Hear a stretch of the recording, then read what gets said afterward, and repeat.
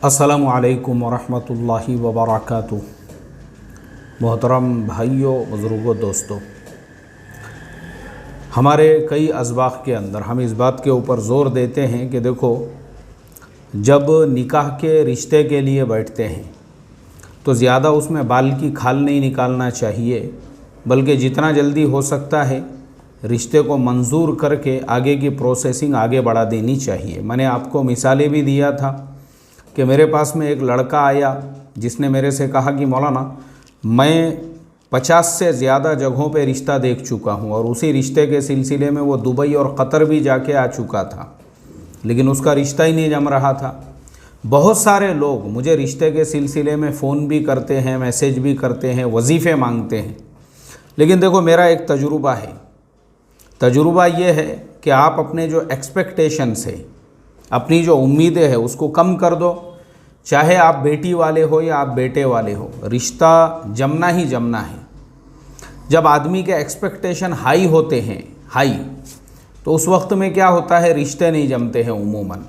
और आदमी जैसा चाहता है ना, उस तरीक़े से ना उनको लड़का मिलता है ना लड़की। जैसे मैंने मेरे 2 शागिर्दों की भी आपको मिसाल देकर बताया था कि एक शागिर्द मेरा जो एकलौता बेटा है, उसके माँ बाप का 80,000 से ज़्यादा जिसका सैलरी पैकेज है, उसके बावजूद भी जो लड़की वाले थे उनका कहना ये था कि वो हमारी बेटी को अलग लेकर रहे।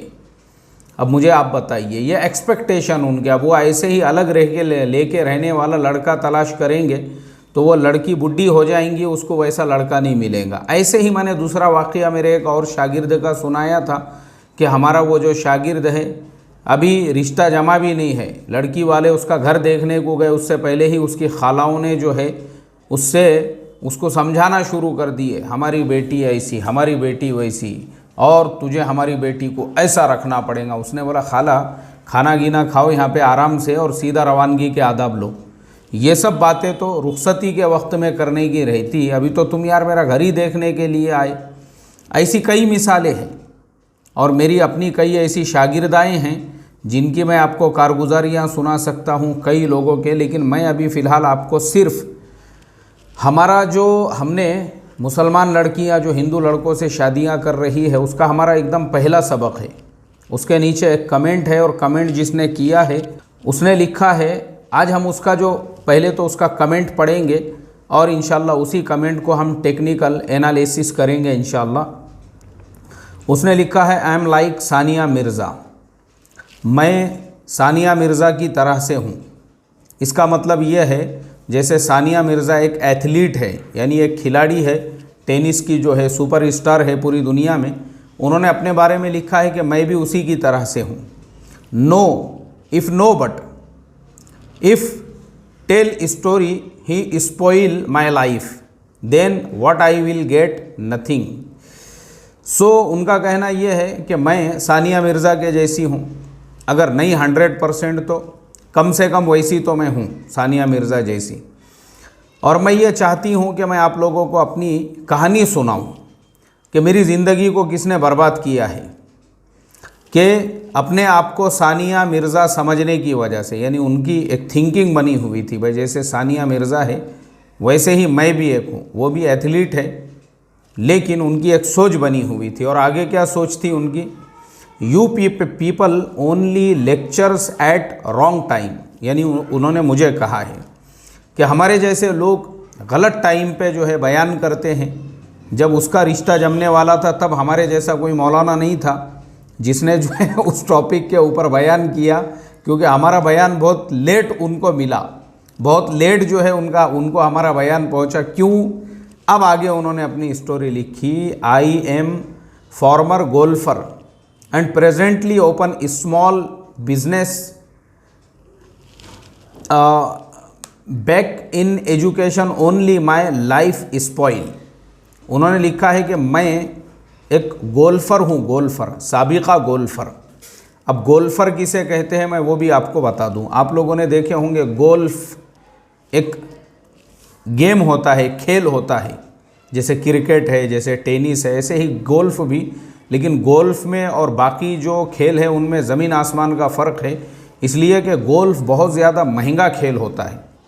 गोल्फ का जो एक एक स्टिक आता है, यानी जो बैट की तरह से होता है, वो लाखों रुपयों का होता है। उसका एक एक जो बॉल होता है वो सैकड़ों रुपयों में आता है। यानी जैसे हमारा बैट क्रिकेट वगैरह की तरह से नहीं है कि 100-200 रुपये की बैट आ गई और 10-12 रुपये का बॉल आ गया और मैदान में निकल गए खेलने को, बल्कि गोल्फ जो है वो बहुत, यानी वो सिर्फ जो टाटा, रतन टाटा और अंबानी, मुकेश अंबानी, अनिल अंबानी, ऐसे जो मिलेनियर लोग रहते, क्योंकि गोल्फ का जो मैदान भी होता है, क्रिकेट हम गली मोहल्ले कहीं पे भी रोड रास्ते पे बच्चे लोग खेल लेते हैं, लेकिन गोल्फ के लिए स्पेशल उसका अपना जो है एक कोर्स होता है, उसको मैदान भी नहीं कहते हैं, उसका एक नाम होता है गोल्फ कोर्स।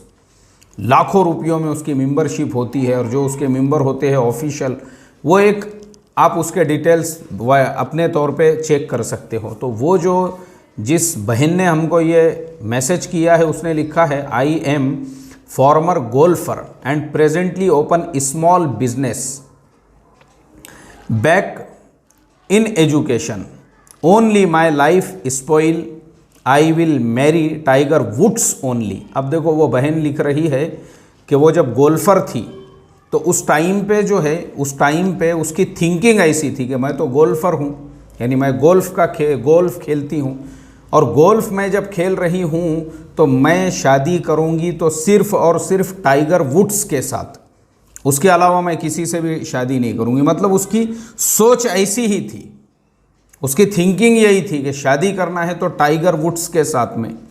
अब टाइगर वुड्स कौन है ये भी क्लियर करना ज़रूरी है, वरना मैंने कमेंट में पढ़ा, एक भाई साहब ने लिखे, बोले अगर आप कौन सा शेर से शादी करना चाहती थी, लकड़ी के शेर से? एक मुसलमान लड़की ऐसा भी कोई लकड़ी के शेर से भी शादी कर सकती है क्या? अरे भाई, वो टाइगर और वो वुड्स वो दो अलग चीज़ें हैं। टाइगर वुड्स एक्चुअल में एक एथलीट का नाम है, जैसे क्रिकेट के अंदर हम बोलते हैं सचिन तेंदुलकर, ब्रायन लारा और क्रिस गेल, ऐसे ही जो क्रिकेट के गॉड फादर्स हैं, ऐसे ही जो ये गोल्फ का जो गेम है उसका जो गॉड फादर जिसे समझा जाता है वो समझते हैं टाइगर वुड्स को। भाई ये हमारा जो है, हमारा सबका, यानी उन लोगों का जो है टाइगर वुड्स एक नंबर खिलाड़ी है गोल्फ में, वो बड़ा मिलेनियर इंसान है।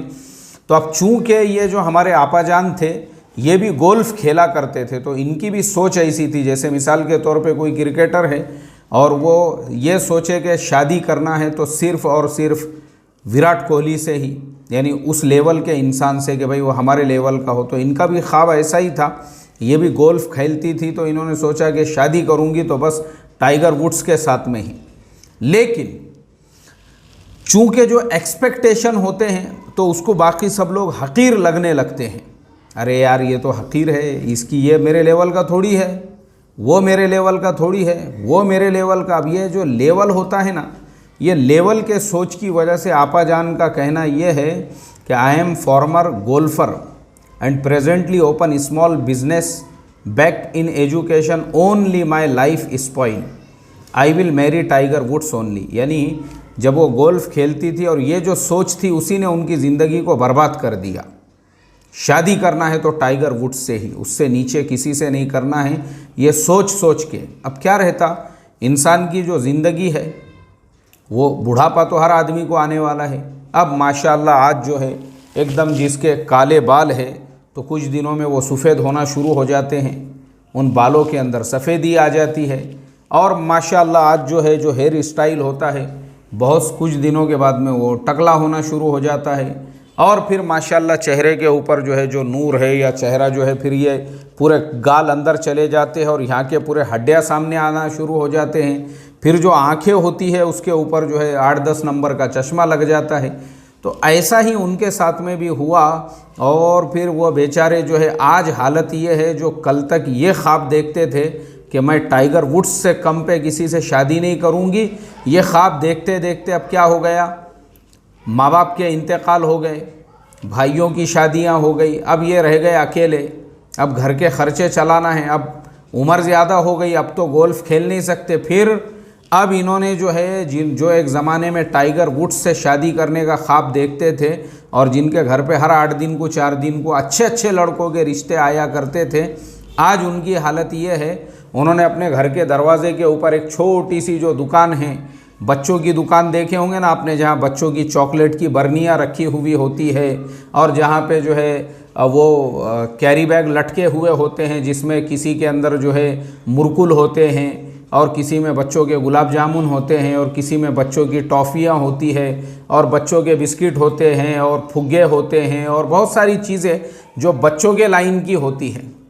आज वह बेचारे खाला जान बच्चों की दुकान डाल के बैठे हुए हैं अपने घर के सामने और बैठे बैठे बस वही अपने जो अपना माजी है उसके बारे में सोचते रहते हैं कि काश उस वक्त में जो मुझे सही रिश्ते आए थे उनमें से मैंने किसी रिश्ते को कबूल कर लिया होता तो आज मेरी हालत ये नहीं होती थी। क्योंकि वो उन्होंने शुरू में ही लिखा, I am like Sania Mirza, no if no but, मैं सानिया मिर्ज़ा जैसी हूँ। ऐसा वो अपने आप को समझते थे कि जैसे सानिया मिर्ज़ा थी, उसने ये सोचा कि भाई उसने अपने वक्त के बड़े क्रिकेटर से शादी कर लिया। ऐसा ही इनकी सोच थी कि मैं भी एक गोल्फर हूँ, शादी करना है तो टाइगर वुड्स से ही, उससे कम से नहीं करना है। बस वो ख्वाब देखते देखते, सपने देखते देखते बुढ़ापा आते गया, उम्र निकल गई और आज बैठे हुए हैं घर के दरवाजे पे चॉकलेट की और मुरकुल की और जो है हमारे यहाँ पे महाराष्ट्र में उसको कड़ा कड़ी कहते हैं और जो है बहुत सारी चीज़ें बच्चे जो खाते हैं उसकी दुकान लगा के बैठे हुए हैं और इतने अच्छे अच्छे रिश्ते आए और वो रिश्ते चले गए। तो ये हम तमाम के लिए इबरत है, नसीहत है आज के नौजवानों के लिए कि याद रखो, एक नौजवान जो मेरे पास आया जिसने 50 जगहों पे लड़कियां देखा, उसको रिश्ता नहीं समझ में आ रहा था, आज 40 से ऊपर उम्र हो गई, पूरा टकला हो गया उसका। अब मुझे बताओ कौन उसको बेटी देगा। ऐसे ही ये आपा जान जो सिर्फ टाइगर वुड्स से शादी करने के इंतज़ार में बैठे थे और ख़ुद को सानिया मिर्ज़ा से कम नहीं समझते थे, आज मुरकुल की, नरसले की और जो है इसकी दुकान डाल के बैठे हुए हैं चॉकलेट की, बिस्किट की। कौन जिम्मेदार है इसके लिए? ये वाक़या सिर्फ़ और सिर्फ हमारे लिए एक इबरत है, नसीहत है। कुरान में फरमाया फ़अतबिरू या उलिल अबसार। इस तरह के वाक़यात से इबरत हासिल करके जब उम्र है निकाह की, शादी की, उस वक्त में इंसान ने फ़ौरन जो है निकाह कर लेना चाहिए, शादी कर लेना चाहिए। ज़्यादा बड़े बड़े जो एक्सपेक्टेशंस होते हैं फिर उसके बाद ऐसे खून के आंसू रोना पड़ता है और फिर कहना पड़ता है या लईत, यानी अरबी में आए काश कि उस वक्त मैंने कुछ फ़ैसला ले लिया होता तो आज ये दिन देखना ना पड़ता। अल्लाह ताला हम तमाम को इस वाक़ये से इबरत हासिल करने वाला बनाए। अस्सलामु अलैकुम व रहमतुल्लाहि व बरकातुहू।